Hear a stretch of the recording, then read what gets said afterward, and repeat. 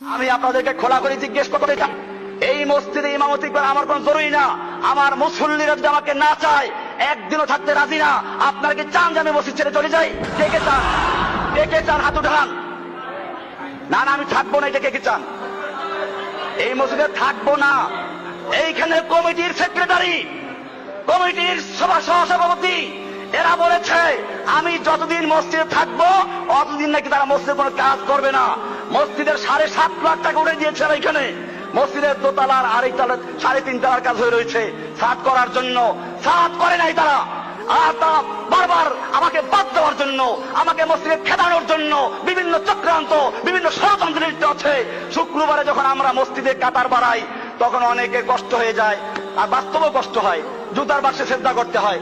অনেকে বলে এটা এখন, এটা কি দোষটা কি আমার না যেই কমিটি মসজিদের টাকা উঠে দিয়েছে 1 বছর আগে, তারপরেও মসজিদের কাজ না করে ইমাম সাহেবকে খেলাবার জন্য, ইমামকে বাদ দেওয়ার জন্য, যে ইমাম তাদের গোলামি করে না, যে ইমাম তাদের কথাবার্তা উঠা বসা করে না, যে ইমাম তাদেরকে তোয়াজ করে না, যে ইমাম তাদের বাসায় গিয়ে ধর্ণা দেয় না, এই কারণে ইমামকে বাদ দিতে চায় অমুসলমান জাতি। আমি জিজ্ঞেস করতে চাই, সেই কমিটি তোমরা মানো কিনা?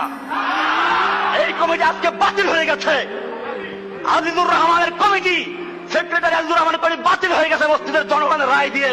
সুতরাং আমি পরিষ্কার বলতে চাই, নতুন কমিটি করে এই মসজিদের বাকি কাজ করার জন্য আমরা তৈরি আছি ইনশাআল্লাহ।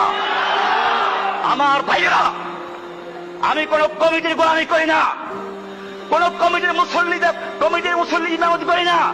ইমামতি করি মুসল্লিদের। আমার মুসল্লি যতদিন পর্যন্ত আমাকে চাবে অতদিন পর্যন্ত আমি থাকবো। আর যদি আমার মুসল্লিরা বলে না আপনাকে এখন আর দরকার নেই, আমি সেদিন আসসালামু আলাইকুম বলে চলে যাবে, 1 মুহূর্ত থাকবো না ইনশাআল্লাহ।